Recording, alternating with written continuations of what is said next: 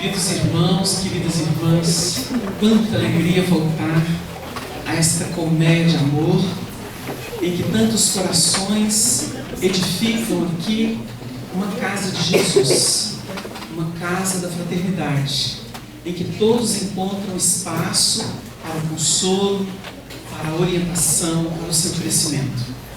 A nossa gratidão profunda à espiritualidade maior, a gratidão profunda aos pioneiros, àqueles que, anonimamente, no decorrer desses 70 anos, dedicaram parcelas de suas vidas, fizeram de seu ideal, acima de tudo, o trabalho pelo próximo. Nós reconhecemos uma boa árvore pelo fruto que ela produz. E nós temos aqui muitos frutos de amor, de perdão, de tolerância, de compartilhamento. Este é o propósito que o Espiritismo trouxe ao mundo e que nós, no Brasil, de um modo muito peculiar, vamos ambientando a bem do cumprimento da missão desse glorioso país que há de entrar nos trilhos da responsabilidade e da consciência espiritual. O tema é muito sugestivo. No capítulo 18 de Mateus, nós vamos encontrar uma assertiva do Mestre: onde houver 2 ou 3 ou mais reunidos em meu nome, eu aí estarei. É uma lembrança feliz, porque o tema vai merecer do Espiritismo doutrinário toda uma moldura que o projeta de modo lúcido, de modo consistente, a fim de que possamos compreender, na assertiva do Mestre, que é o nosso governador planetário, o fundamento da verdade e o caminho da luz. Nós todos passamos por muitas reencarnações, e em cada uma delas nós vamos encontrar mecanismos que nos projetam a descoberta de potências internas que dormitam, que são desconhecidas. O autoconhecimento proposto pelos Espíritos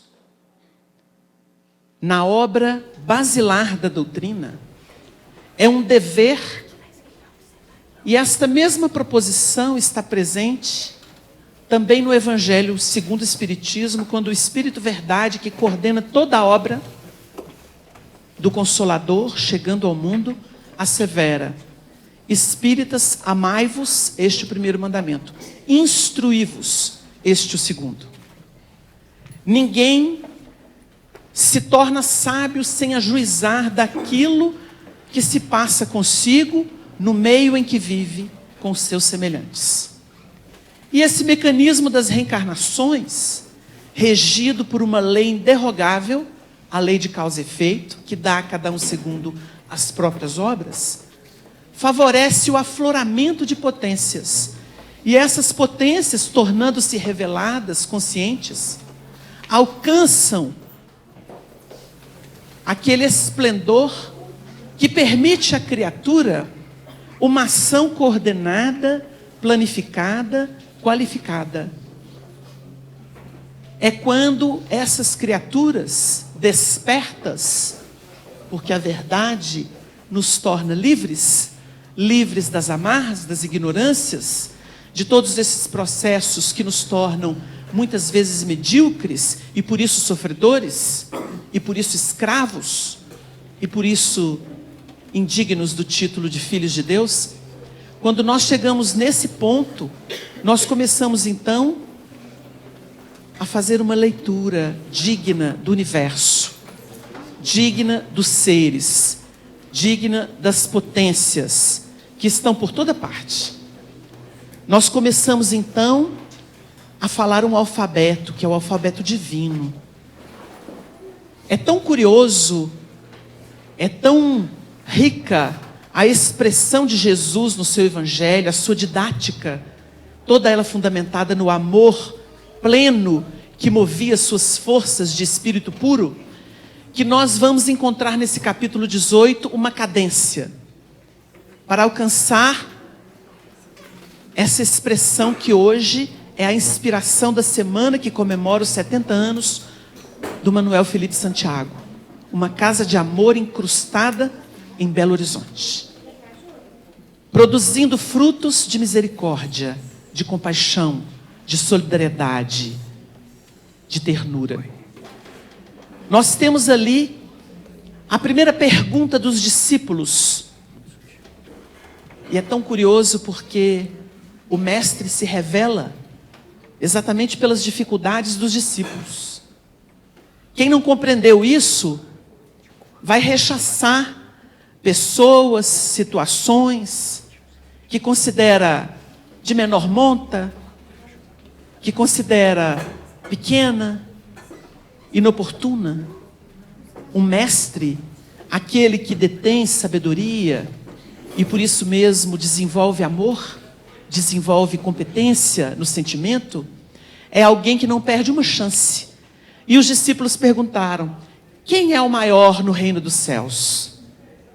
E Jesus vai pontuar a partir dessa questão, avocando a infância, avocando uma criança. E vai trabalhar a imagem da humildade e da simplicidade. Vai trabalhar a pureza, que é explicitada num capítulo do Evangelho segundo o Espiritismo por Allan Kardec, porque é uma condição de libertação das almas. A capacidade de não se prender a uma situação e se abrir para quesitos, para condições, para a vida, no seu sentido dinâmico e mais amplo. Esse movimento vai se dar até que ele fala da simplicidade, do simples, dos que estão aprendendo, colhendo da vida, e que é preciso não ser motivo de escândalo na vida deles. E quando se consegue não ser motivo de escândalo na vida dos simples, é porque eles precisam de incentivo e promoção. É preciso não ferir, não macular, não viciar, não corromper. Jesus salienta isso, mas entra num outro tema que deriva desse. Na terra é necessário que venha o escândalo, mas ai daquele por quem o escândalo venha. E estabelece nessa equação um circuito de forças que fala da lei que rege o universo, das premissas, dos fundamentos que movimentam o circuito evolutivo dos seres na criação, dos seres na terra. Vai dizer da necessidade da criatura de usar de recursos para entrar nas profundezas do mar. E aquilo tem uma significação especial, principalmente para os espíritas que estão habituados a estudar a linguagem do Evangelho com o auxílio dos espíritos, desde a codificação, culminando com Emmanuel, que traz chaves preciosas de interpretação desses textos, das parábolas, dando uma nova significação e, por isso mesmo, fazendo com que tudo se torne muito claro, compreensível, aplicável no nosso dia a dia. O mar da vida, esse mar encapelado, que circunstancialmente nos traz as provas, definindo o vínculo do ser ao processo da reencarnação, que vai funcionar como expiação quando é preciso depurar algo do passado, revisão indispensável, como nova oportunidade de crescimento, ou provas para fazer com que os talentos sejam aflorados, se revelem. Nós vamos compreender Jesus no encadeamento, chegando no perdão, chegando na condição do perdão, porque houve um comprometimento. Partimos de quem? No maior do reino dos céus, mas que tem que ser como uma criança, desataviada, pura, sem intenções, sem arquitetar no plano mental, que age dentro de uma espontaneidade que lhe é peculiar, o que é peculiar à infância. Mas é uma imagem que Jesus criou, não é para as crianças, é para aqueles que se lhes assemelham. E aí nós começamos a pegar o gancho, passamos pelo processo da complicação, porque é preciso ser simples, mas nós gostamos de complicar as situações, e por isso mesmo nos tornamos muitas vezes instrumentos de escândalo. E aí é preciso reparar quando vem a viciação, quando se corrompe a oportunidade. Nós temos inúmeras situações que nos pegam.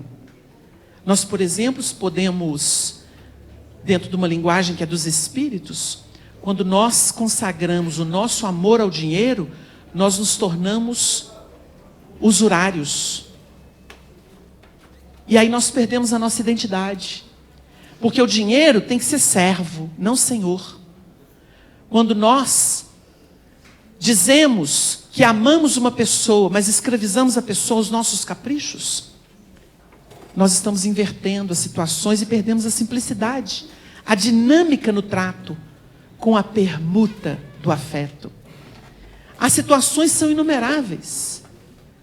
Apenas para lembrar o que seria o conspurcar de uma situação natural.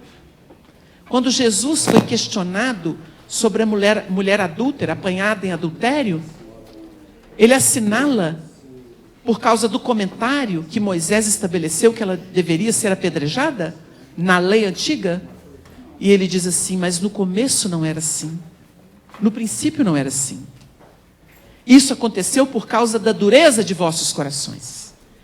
Então, nós observamos que os critérios de preservação da vida e de conservação da vida se tornam muitas vezes agressivos, violentos, exatamente pelas eleições infelizes que fazemos.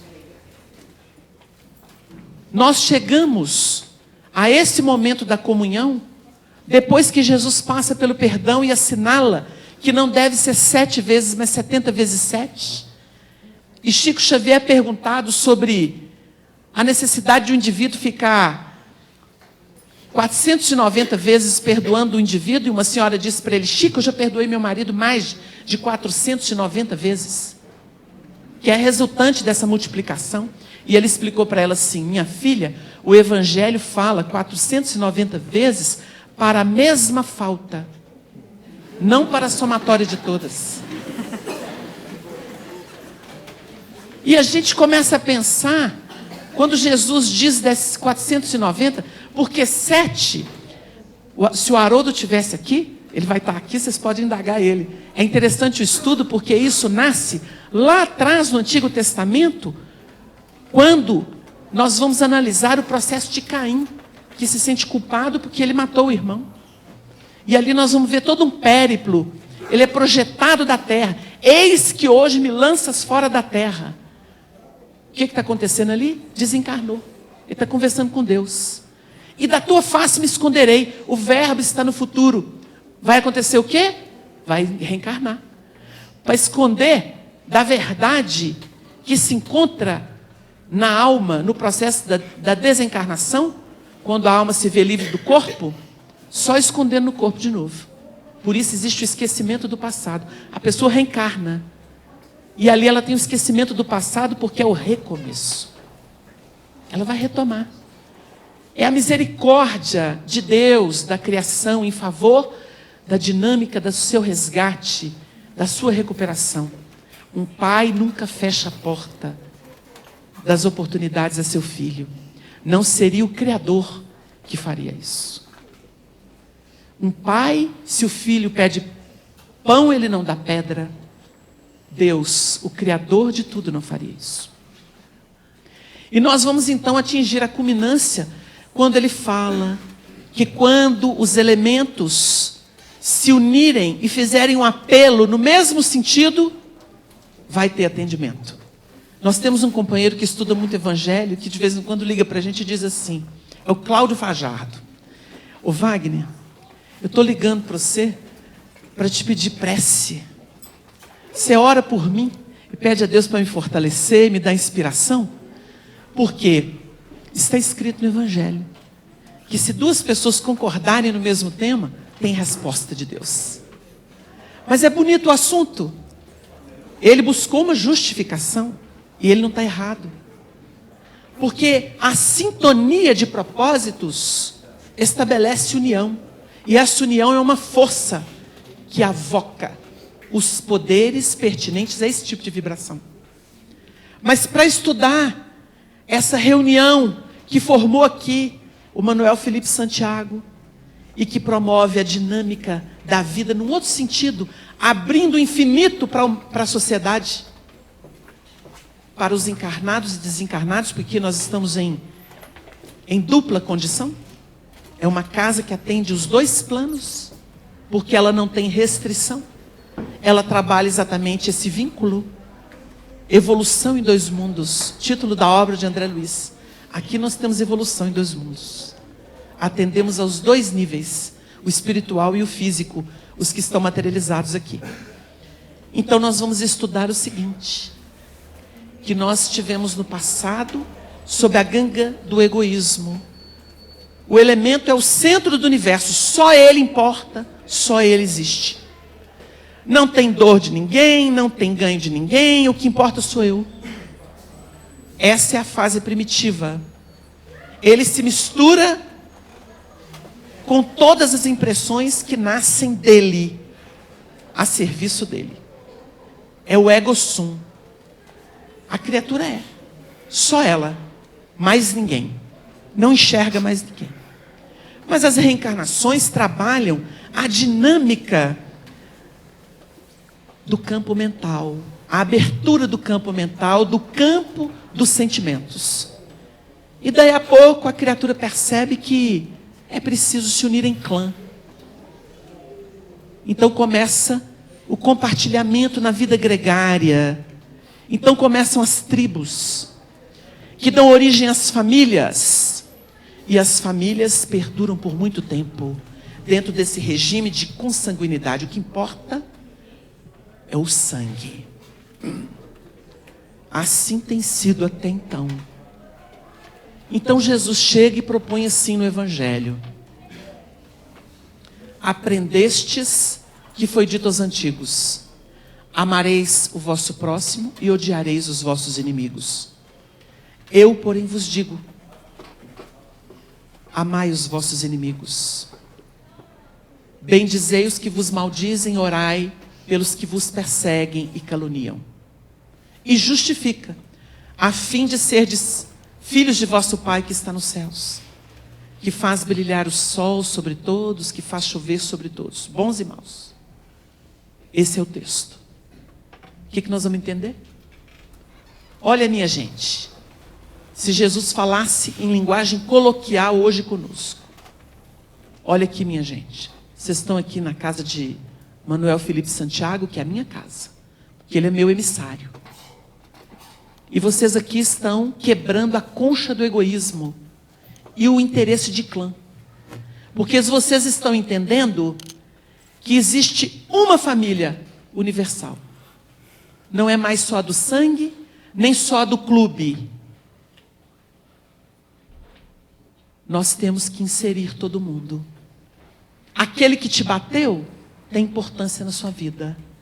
Você precisa tirar o orgulho que te cega, o egoísmo que te cristaliza e te deixa igual uma pedra no mesmo lugar, como se você fosse o centro do universo. Ele está dizendo isso no texto. E é preciso olhar o que te bate, o que te persegue, o que te calunia, o que não gosta de você. E você vai entender nele, não o inimigo naquela condição do passado que era rechaçado pela lei antiga. Porque aquele foi um movimento interessante para aquela época rude. As tribos eram promíscuas, então era preciso dizer o quê? Preserva família. Maomé fez isso no Islã, junto do seu povo. Estabeleceu o quê? Regras, porque as tribos eram promíscuas. Ele fez esse trabalho.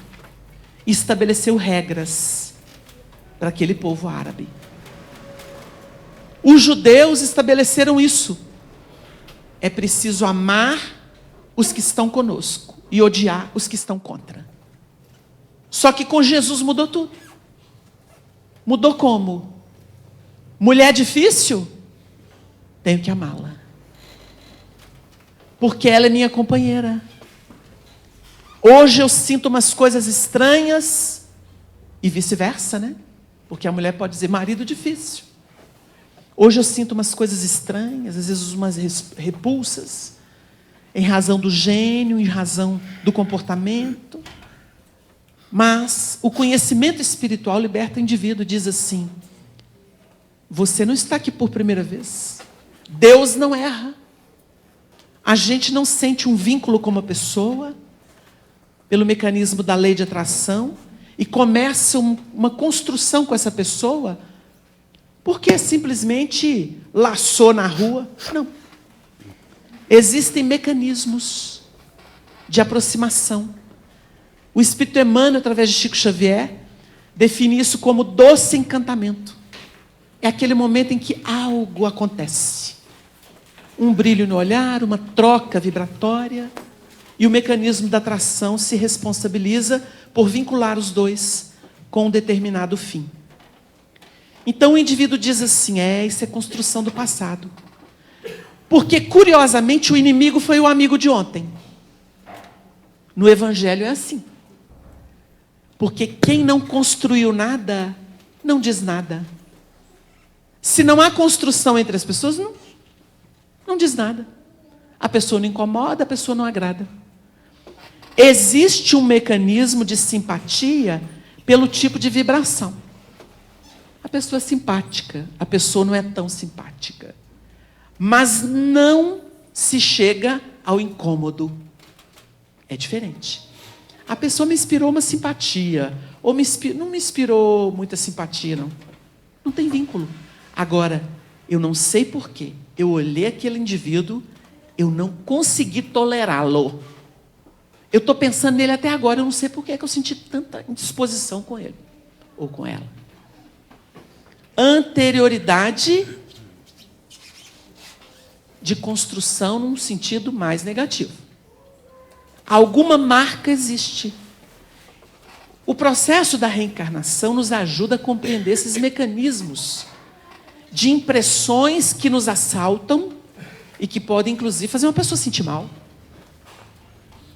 Não sei porque eu senti mal quando vi aquela pessoa. Eu tive um impacto, ou negativo ou positivo. Tem gente que faz a gente ir para o céu, com um simples olhar, com um cumprimento. Projeta a gente para o céu. Assim, não sei porquê. Saí num estado de alegria, parecendo que alguma coisa aconteceu. E nós vamos compreendendo essa mecânica, porque o conhecimento espiritual liberta da ignorância. E quando chega a esse ponto, a justificativa de Jesus 2 ou 3. Sabem por quê? Quem recebe alguém que se assemelha a uma criança, é a mim que recebe. Por que ele diz isso? Pureza. Desataviado de sistemas. Porque os sistemas aqui nos fazem sofrer.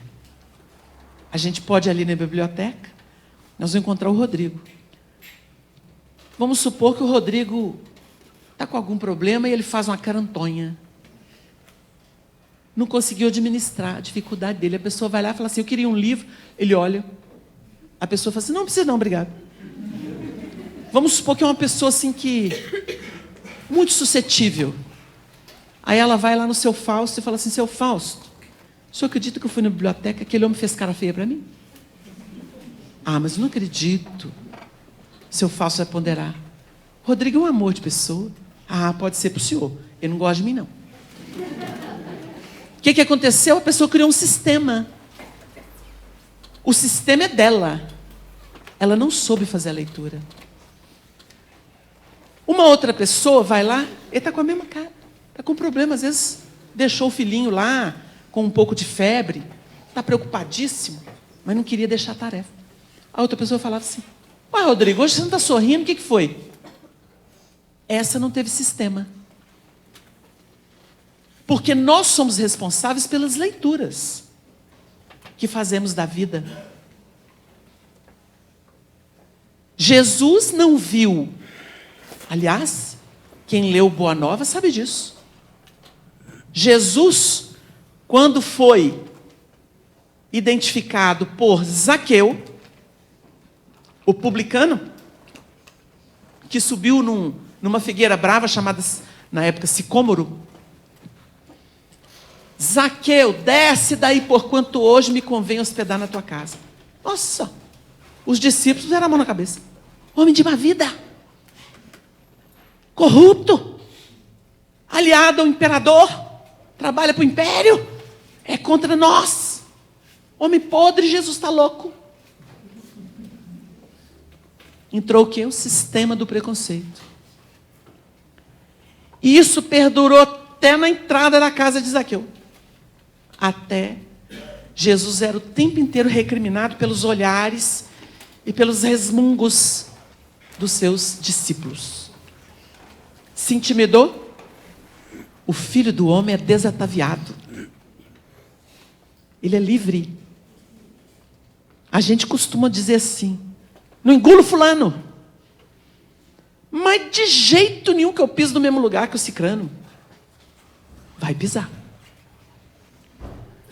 Chorando ou sorrindo. Um dia pisa.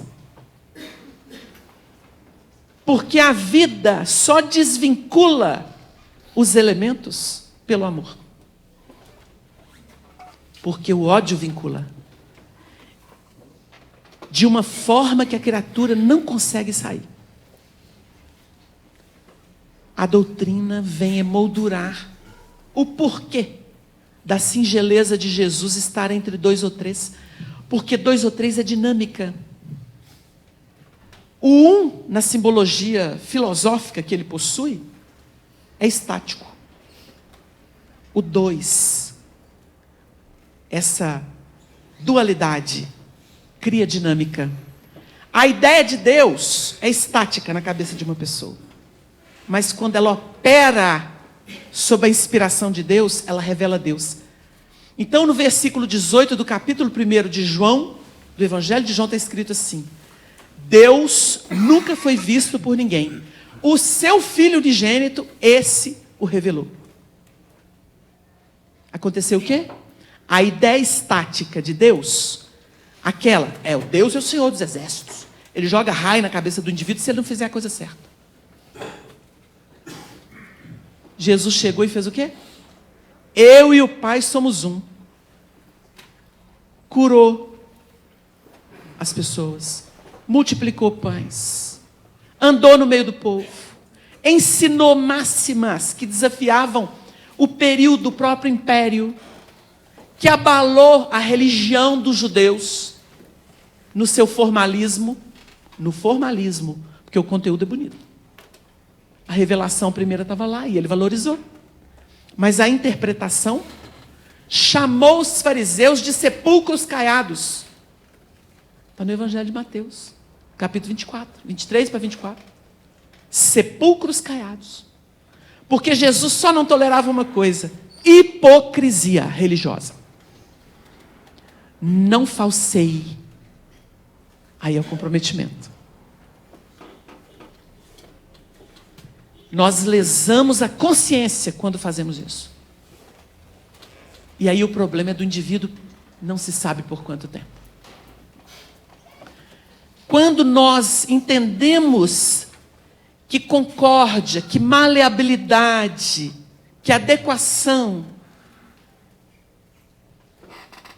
é luz. Vejam bem. Maleabilidade, adequação. Nós não estamos falando falta de caráter, falando? Não tem um texto que é muito comum de ser citado no meio espírita que diz assim: descer sem perder a altura. O Paulo falou isso de outra forma. Fiz-me fraco para os fracos. Fiz-me tudo para todos. Para que de algum modo eu pudesse salvar alguns. Alguns. Não há presunção. Estava a serviço. Adequação. Vou dar um exemplo para vocês. Um companheiro nosso, que já está idoso, participou de uma das tarefas que Chico Xavier fazia na periferia de Uberaba. Visitando casas, fazendo prece, dando passe nos doentes, levando algum recursozinho, quando tinha disponível. E ele já tinha os endereços e a turma ia atrás, para aprender o amor, né? E o Chico dizia assim, não sou nem eu que faço a tarefa, porque são os carinhosos amigos que me acompanham, que providenciam tudo. Mas o Chico fazia isso desde Pedro Leopoldo, visitando o pessoal debaixo da ponte, levando água fluidificada porque não tinham que levar. E os casos são inúmeros. Amor ao semelhante, preocupação com o outro. Onde houver 2 ou 3 ou mais reunidos em meu nome, eu estarei no meio deles. É o Espírito crístico, é o Espírito divino, é a presença de Deus. Então, nesse dia, o companheiro diz assim, curiosamente, nós éramos um grupo, e o Chico ficou lá fazendo a prece, e conversou com o pessoal da casa, e os amigos levaram coisinhas, mimos para eles, para as crianças, e o Chico saiu, precisava tomar um arzinho, saiu assim pela porta sozinho. Quando ele saiu na porta, um dos companheiros da equipe estava do lado de fora, e é daqueles que não consegue ficar muito tempo sem fumar, e foi escondidinho para poder acender um cigarro, e estava com o cigarro aceso. Quando ele viu o Chico sair, o Chico olhou para ele, ele falou assim, escondeu o cigarro. O Chico falou assim, não, eu também gosto, eu não tenho tempo. Para a gente entender que é fiz-me fraco para os fracos. E a gente nota nesse exemplo singelo de Chico Xavier, como muitas vezes a gente entra na contramão dessa simplicidade, que a gente pega o chicote assim, ó, aquele cordel de Azorrague, né? Que espantou os bichos lá atrás. Né? Ô fulano, tchau. A gente adora acusar. Somos os julgadores. Nessa hora é que o Evangelho define. É preferível que amarrasse no pescoço, não é? Uma moda daquelas que fazem girar, aquela peça antiga, e lançar-se no mar. Tudo tem uma simbologia. É melhor entrar na vida tendo um só olho do que ter 2 e ser instrumento de escândalo. É isso que lá está ensinando. Por que a gente traz essa ideia que é do capítulo? Porque é um encadeamento lindo e didático. Porque para ser simples, a gente não pode tomar o papel de Deus. Porque Deus não faz o que a gente acha que Ele faz. A lei divina dá a cada um segundo as suas obras. Chama-se mérito. O seu mérito. Sua escolha. Quando a gente vai estudar a mediunidade, a gente estuda que o pensamento, que a estrutura do pensamento, é tudo para o processo mediúnico. Porque o campo mental é o campo que vai retratar aquilo que é dos espíritos ou do mundo espiritual. É um espelho. A mente é o espelho da vida em toda parte. Mas se eu estou colocando esse espelho enegrecido, como é que fica? Então, quando Emmanuel foi definir a obsessão no livro Pensamento e Vida, ele definiu assim: a obsessão são influências recíprocas, são forças inferiores que se retratam entre si. Forças inferiores que se retratam entre si. Isso é obsessão. A mediunidade, no conceito espírita, é a capacidade do indivíduo de ser ponte entre o mundo espiritual e trazê-lo como informação para a Terra. Ela se estriba em quê? A mediunidade espírita. No conhecimento do que é o intercâmbio.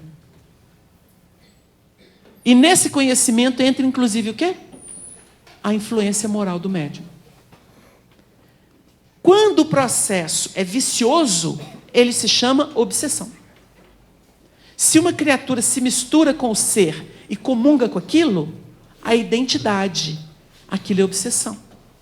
Mas quando o indivíduo se capacita e se torna enfermeiro para atender os espíritos necessitados, isso se chama mediunidade, que é o conceito de Allan Kardec. Foi cunhada essa palavra por ele. Médium, mediunidade. E aí nós temos uma outra área de abordagem. Por quê? Porque houve um divisor de concepções do tempo, da própria evolução. Até o ponto do esclarecimento espírita, o mecanismo era empírico. Então a gente fala assim, doutrina mediunista. O que é isso? Isso é mediunismo. É a mediunidade sem doutrina. Ou é um mecanismo que, na verdade, não tem informação. E as pessoas se entregam às forças que a procuram. E vai retratar essas forças. Então é muito comum a gente achar espírito fumando, espírito bebendo, pedindo. O que nós estamos vendo?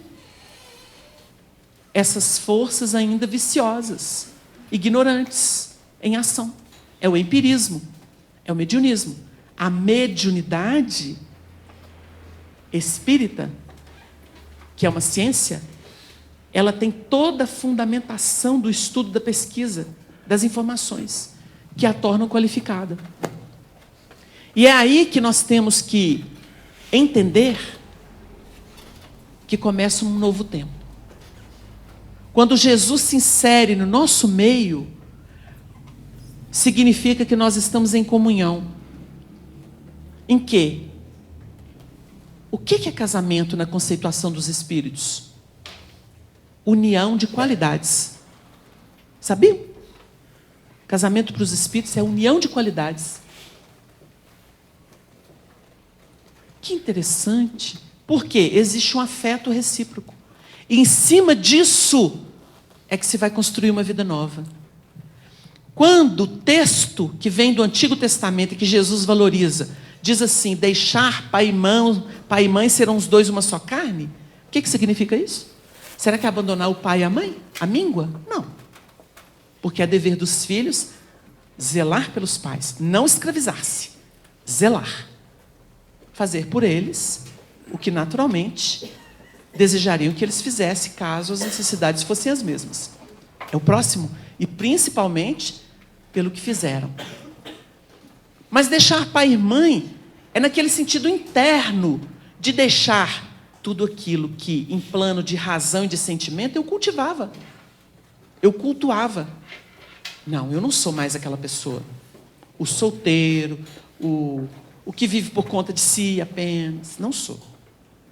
Então vão fundir qualidades. E é aí que começa uma nova etapa. Porque eles vão se fazer um, e esse um é uma estrutura que vai ser dinamizada no novo lar. Na mediunidade, o médium que não se esquece e que não se cala, interfere na comunicação do espírito. Mesmo doando fluido, mesmo no processo da ectoplasmia, o processo de efeito físico. Se ele não permite que o fluido esteja à disposição para a caridade e se entregue, domínio mental afetuoso. É o que a obra de André Luiz revela. Quando o espírito se entrega a um benfeitor, é domínio mental afetuoso. Entrega, chama-se passividade. Ele não quer saber se o espírito vai usar, se não vai, o que ele vai fazer, como é que ele vai fazer. Não importa. É uma frase que Chico Xavier falava nos idos tempos de Pedro Leopoldo, quando existia o grupo Meimei. O Arnaldo que nos contou isso. Ele dizia assim, para os médiuns que às vezes ficavam em conflito, em dificuldade: ô meu filho, quando o médium adentra o trabalho e se entrega para Jesus, tudo é possível. Mas tem aí se entrega a Jesus. Porque ele não tem que ser dono de nada. Se Jesus permitir, o Chico nunca fez coisa por conta própria. Ele sempre dizia, se Deus permitir, se Jesus nos permitir, se os amigos espirituais desejarem. Era assim. Por que nós vamos sair por aí afrontando o mundo dizendo que nós vamos fazer? Um ser encarnado, tão limitado, já tem suas forças congeladas pela reencarnação. Porque nós reduzimos muito o potencial de espírito. Nós podemos bater no peito e falar alguma coisa? Nós nem nos conhecemos direito. O espírito Sheila tem uma página chamada Pontos Mortos, no livro Passos da Vida. Um livrinho despretensioso. Faz um estudo. Porque esses pontos mortos estão no nosso campo íntimo. E tem hora que ele aflora. Eu não sabia que eu tinha essa monstruosidade. Porque a gente manifesta alguma coisa a partir de uma provocação externa. Indução externa. Se aqui tivesse placa de não fumar, a maioria não ia nem prestar atenção que não fuma. Agora a pessoa que fuma já ia entrar incomodado. Ai, meu Deus, tem que fumar. Ai, tem que segurar, tem que segurar, tem que segurar. Porque não pode, não pode, não pode. Porque para quem faz é um tormento. Por isso quem carrega o delito acha que todo mundo está acusando ele e sabe da sua história. Geralmente ele se defende pela agressividade. Isso aconteceu lá atrás no Antigo Testamento. Quando, na simbologia do texto, Deus pergunta a Caim, que fizeste do teu irmão? Ele responde assim com agressividade, por acaso eu sou guardador do meu irmão? Esse é jeito de responder? Uma pessoa faz uma pergunta para a gente, se você está muito afetado, você morde. Geralmente é assim. Opa! Às vezes em casa acontece, né? A gente é muito espontâneo em casa. As reações vêm assim, ó. Os espirituais falam assim, vai ter que fazer um trabalho grande ainda. De educação interior. Aí a pessoa fala assim, epa, você acordou bravo hoje. Se a pessoa está mais tranquila. Se não está, manda um dardo também. E aí, vira uma fogueira, né? Nós conhecemos o que é essa luta no dia a dia. O que ocorre? Quando Jesus entra, ele está dizendo assim, muita gente acha, porque nós temos uma visão, a evolução religiosa assinala a chegada do espiritismo no mundo. E é óbvio que herdeiros de toda uma tradição multimilenar, seja da mística da Índia, seja do racionalismo grego, apesar de consultarem lá os oráculos, etc., a gente aprendeu isso deles, seja as marcas da Idade Média, terríveis, nós carregamos esses estigmas, essa ancestralidade. E a gente nota que a chegada do Espiritismo é um desafio, porque é uma obra sintética. Ela chega em síntese. Dentro de um dinamismo impressionante, porque são perguntas e respostas. O livro dos Espíritos, perguntas e respostas. É um diálogo. E trata do essencial, não do acessório. O acessório indiano, o acessório da Idade Média, o acessório do catolicismo, o acessório... Não importa. Isso não importa. O livro dos mortos, dos egípcios, é admirável para aquela época. Hoje, nós temos uma linguagem clara e objetiva, que trata do que interessa. Então, nós temos ali os princípios, que se harmonizam. E formam o quê? Todo um sistema glorioso de interpretação do universo.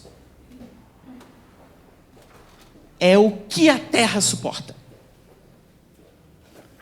É o que a Terra suporta. Então a gente diz assim, começamos um alfabeto divino, sem muitas amarras. Aí corre por nossa conta.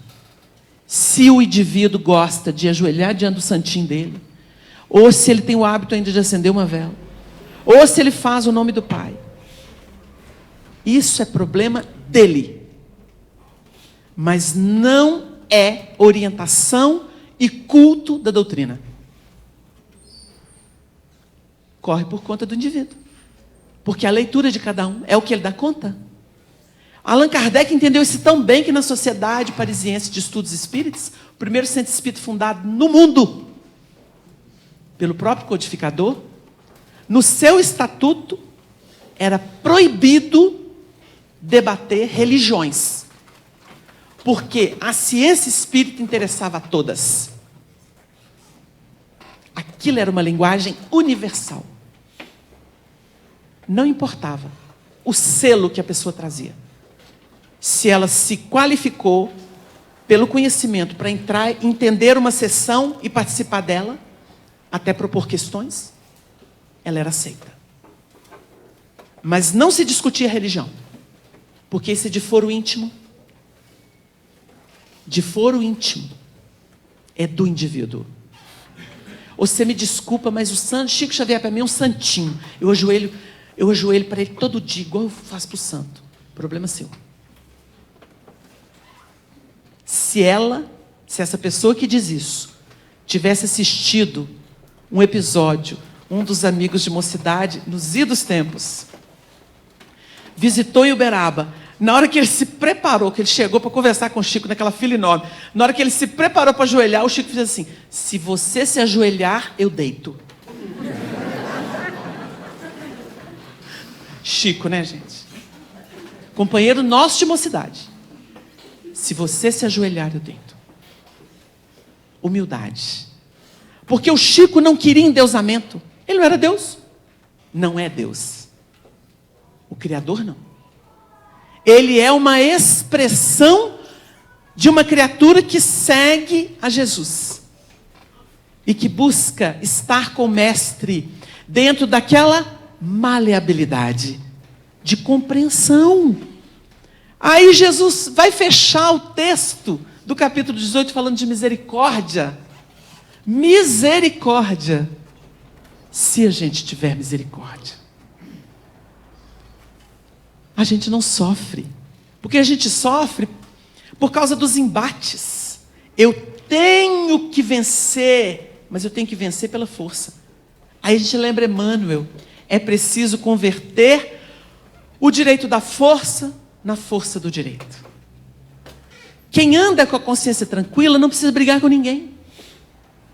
Não precisa duelar com ninguém. Ele está em paz. Mas eu não vou defender o meu pedaço. A defesa é vibratória. Ela é vibratória. E todo esse assunto que nós estamos cogitando nasce dessa belezura. Como diria Aldinha, essa belezura. Que é o Evangelho que diz que onde dois ou mais estiverem reunidos, porque é preciso ter comunhão. Amor é comunhão. Casa dividida não fica em pé. Quem comigo não ajunta, espalha. Evangelho é isso. Então o indivíduo chega no centro, e o centro é uma proposta de família universal, cósmica. Ô meu filho, aqui você convive com irmãos. Porque nós todos somos filhos de Deus. E você vai ter o convívio dos irmãos encarnados e dos irmãos desencarnados. Você vai encontrar uns que estão assim meio precisando de ajuda, outros já melhorzinho e outros muito melhores. E aqui é o lugar de todos conviverem. Essa universalidade é a simbologia dos dois ou três ou mais. Porque há capacidade de ver o outro. É muito bonito isso, porque a nossa grande luta é engolir o outro. A nossa grande luta é compreender o outro. Então, quando o indivíduo começa a falar assim, o fulano tem umas coisas tão bonitas, o fulano teve uma postura tão linda, o fulano tem um tom de voz, o fulano tem uma postura, tem uma pele, tem que procurar beleza. O Emmanuel tem uma mensagem que ele diz assim, fixa o lado melhor das pessoas e dos acontecimentos, e o bem estará contigo. Nossa mente é responsável pela leitura do universo. Não adianta uma pessoa falar comigo assim, porque isso é isso, isso. Eu posso estar impermeável, eu não ouço. Porque às vezes o ouvido aqui, físico, registrou o som da boca dele, mas a minha alma não escutou. A alma não escutou. Então as pessoas muitas vezes perguntam: por quê? Por que que ainda me acontece? Porque nós ainda não nos educamos. E a educação é um processo pessoal e intransferível. Deus é tão misericordioso que Ele respeita a nossa escolha. Você quer isso, meu filho? Pode ser assim, o tempo que você quiser. Você, problemático. Não, meu filho, se você quer ser isso, eu vou esperar. Deus espera. Agora, Ele ensinou. Você vai colher o que você produzir, meu filho, porque todo mundo colhe o que produz. É uma lei universal. É a lei que define a justiça, porque sem ela seria uma bagunça. As pessoas não conseguiriam viver umas com as outras. Então tem momento que a gente vai deparar com uma enfermidade, vai deparar com outros tipos de problema, derrocadas. Por que que isso acontece? Acontece porque nós estamos colhendo o que plantamos ou estamos sendo aferidos nas aquisições. Tem gente que fala assim: será que isso é uma expiação? Mas a própria pergunta da pessoa, o tom vibracional, mostra que ela não tem revolta, inconformação, indisposição. Ela está fazendo uma reflexão. Isso revela que o indivíduo está sendo aferido na sua capacidade de ampliar a visão. Então, dentro dessa sistemática, nós estamos vendo a multiplicação de novas frentes que inauguram a regeneração planetária. Porque a regeneração só existe quando existe entendimento da universalidade. A gente vê a sociedade aí trabalhando nas várias áreas em que se subdivide de atividade, de institucionalização. A gente fala assim: olha, como é que o povo está mais compreensivo, né? Como é que as pessoas estão respeitando mais as escolhas dos outros e até tentando dar um tom de ordem, de legalidade a determinadas coisas que no passado seriam inconcebíveis. A gente olha isso e fala assim: ao tom de universalidade. Aí chega um sistemático e fala assim: virou um caos, né? Fim do mundo. Olha, não é o sistema definitivo ainda não, mas é evolução para se chegar numa equação de harmonia. Se não desamarrar, não consegue amarrar lá na frente de outra forma. E quando a gente desamarrar, não é prisão, não. É estabelecer feixes, parâmetros. Porque nós vamos em grupos. Individualmente no plano da sintonia, mas em grupos para a realização dos trabalhos. Nós não falamos aqui que o individualismo foi cedendo lá no movimento das primeiras tribos. Depois nós conhecemos os clãs, naquele espírito mais familiar, em aprimoramento. E ficam as tradições familiares ainda hoje para a sociedade. A pessoa quer falar de respeitabilidade, fala assim: não, porque é uma pessoa que tem assim um espírito de família, uma filosofia de família. O que isso significa? Essa tradição familiar implantou no mundo ordem, respeito pelas individualidades que começam a conviver em conjunto, dentro de uma relativa harmonia. E é tão curioso, por causa dos laços e do que intimamente se passa em cada um, que a pessoa pode, por exemplo, odiar pai e mãe, mas na hora que um vai falar mal, ou que vai fazer mal para o pai e para a mãe, é a primeira a defender. Mas você não detesta? Espera aí, eu posso, você não. Então tem mecanismos que a gente precisa compreender para não ficar escravo de comentários infelizes. Quando nós começamos a incluir e envolver,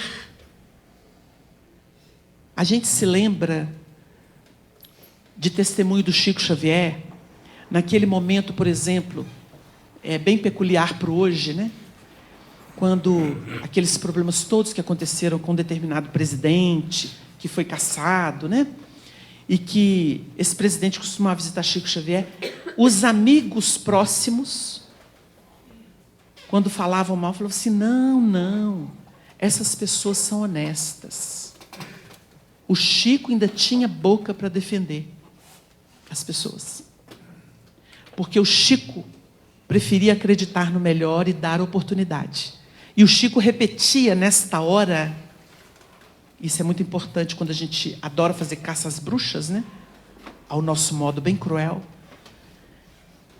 Lembrou Jesus, que sabia que Judas o traía, que articulou a traição, porque profetizou, e quando ele está no monte, e que Judas vem com soldados para prendê-lo, e vai dar o beijo da traição, naquele último instante ele ainda dá uma oportunidade para Judas. Abre os braços e repete, aqui vindes, irmão, com amor. Qual é o seu propósito, irmão? Deu a ele oportunidade até o último instante. Emmanuel comenta esse texto. Nós precisamos entender o que é amor, porque só o amor transforma. Esse atrito que é clássico na nossa terra não é papel para quem conhece o Evangelho. Chutar, bater, excomungar, gritar, quebrar por fogo, isso não é para quem conhece o Evangelho. Quem conhece o Evangelho tem mecanismo poderoso para alterar isso. Porque nós espíritas, por exemplo, que estamos aqui numa casa que nos cultiva, nós somos plantas que estamos nos desenvolvendo nesse jardim formoso que é o centro espírita. Aqui tem adubo, nós somos fruto de Deus, nós somos sementes. Hoje a gente é planta. Veja os homens como árvores que andam. No texto da cura de um cego tem esse registro. Então nós estamos nos desenvolvendo. Jesus não falou que se reconhece a árvore pelos frutos? Ele estava dizendo de quê? Da árvore mesmo? Ele estava usando analogia para falar dos homens. Observem os feitos. Então é preciso que a gente compreenda que nós somos aqui chamados a um outro papel. Nós temos que incentivar o melhor, orar pelo melhor, fazer o melhor. Onde estamos? Uma semente nunca se perde. E é por isso que, culminando esse momento de reflexão em torno do Evangelho, que apenas começou, né, Ricardo? Apenas começou, é um tonzinho de leve que vai culminar aí, lá no final da semana, com a contribuição de muitos trabalhadores da casa e mesmo de fora. Nós lembramos aqui uma história de singeleza tão bela, que a gente repete com uma grande alegria, porque aqui foi o primeiro lugar público que nós trouxemos essa história de Maria Dolores. E é curioso porque há anos, está até no YouTube, o Irmão do Caminho. E a gente lembra hoje o Irmão do Caminho porque é um roteiro que lembra o Chico na sua luta, que lembra o coração que se desvincula, que se faz simples para servir. E o texto é muito bonito, porque mostra uma trajetória de iluminação no plano da simplicidade, nesse sistema desataviado, como convém a todas as almas que querem se fazer como crianças, não se prenderem a mágoas, a rancores, a armazenar lixo, para estabelecer império de ódio, de inconformação e estropiar a própria vida. Então ele diz assim, Simeão era muito moço ainda, quando escutou a história de Jesus, e acendendo esperanças na alma linda, inflamou-se de fé, amor e luz. Morando numa choça da montanha, junto de antiga estrada sem vizinhos, era a bondade numa vida estranha, o amigo dedicado aos irmãos do caminho. Lia os ensinamentos do Senhor, mas afirmava precisar de ação que lhe exprimisse o grande amor na fé que decidira praticar.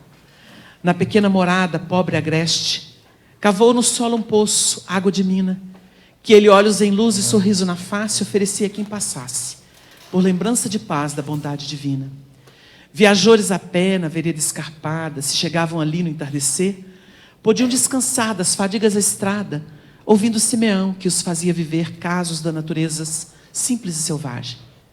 Era a história das aves de viagem, que paravam por lá na primavera, a descrição dos melros e dos ninhos, que defendiam valorosamente os frágeis filhotinhos, a saga do pardal inteligente, que lhe comia as uvas do quintal. Em seguida falavam os interlocutores das lições de Jesus, da beleza das flores, do sol no amanhecer e das flautas do vento. E se alguém lhe indagava de onde vinha para a estreita choupana que o detinha, explicava de jeito improvisado que ele fora nascer um pequeno enjeitado às portas de um convento. Crescera trabalhando em lavação de pratos, mas amava Jesus de tal maneira que, homem feito, o mosteiro lhe doara o recanto de mato na montanha empedrada e os restos da tapera abandonada.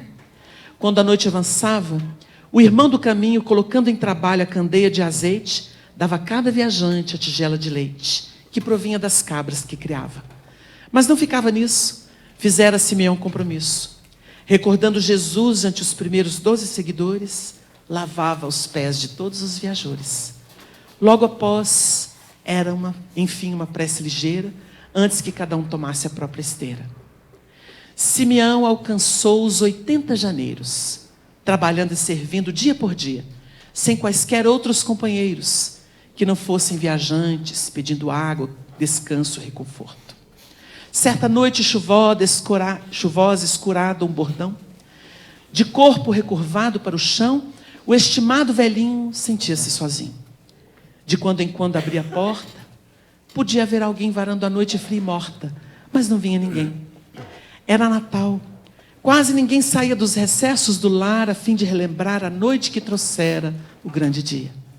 Antes de recolher-se, Simeão, meditando em Jesus, colocou sobre a mesa uma flor lirial da natureza e depôs sobre ela, com a medalha singela, uma efígie miúda de criança com Jesus pequenino na lembrança. Em seguida, deitou-se fatigado, deixando a muito custo o apoio do cajado. O velhinho velava, ouvindo a voz do vento. Lá fora, o temporal fizera-se violento. Alta noite, uma voz chamou baixinho: Simeão, Simeão, meu irmão do caminho. Quem sois vós? Perguntou o interpelado. Um peregrino desacompanhado. Rogo pousada, irmão, clamou o forasteiro. Ergueu-se devagar o cansado hospedeiro. Fez luz, abriu a porta, mas o vento apagou a chama semi-morta. Entrai, disse o velhinho.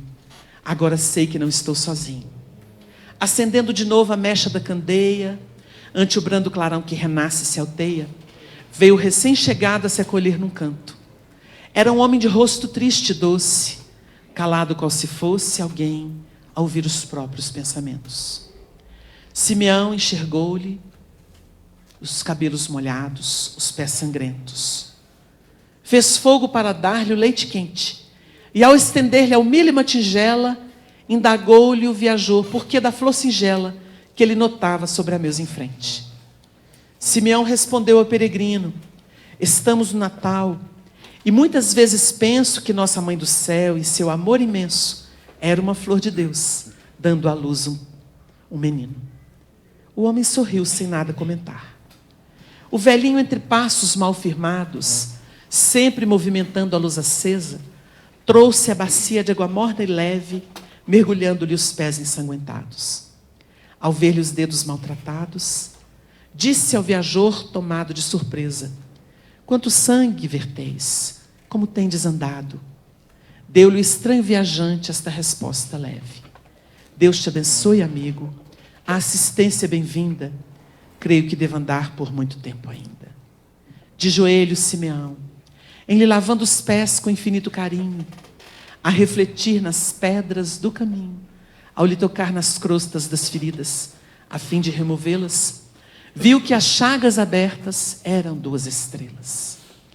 O velhinho assombrado buscou fitar-lhe as mãos com ternura e respeito, e viu que estavam nelas grandes marcas da cruz, luminosas e belas, ampliando o fulgor que lhe envolvia o peito.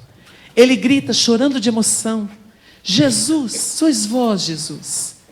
E o Senhor, abraçando o ancião, disse em luz: vem a mim, Simeão, é chegado o teu dia de repouso e de luz no mais além.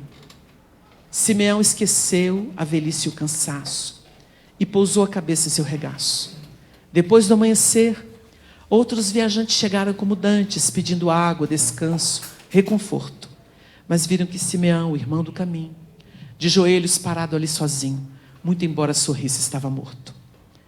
A história de Simeão, como a história de muitos mártires do amor, da sabedoria, é um convite à simplicidade.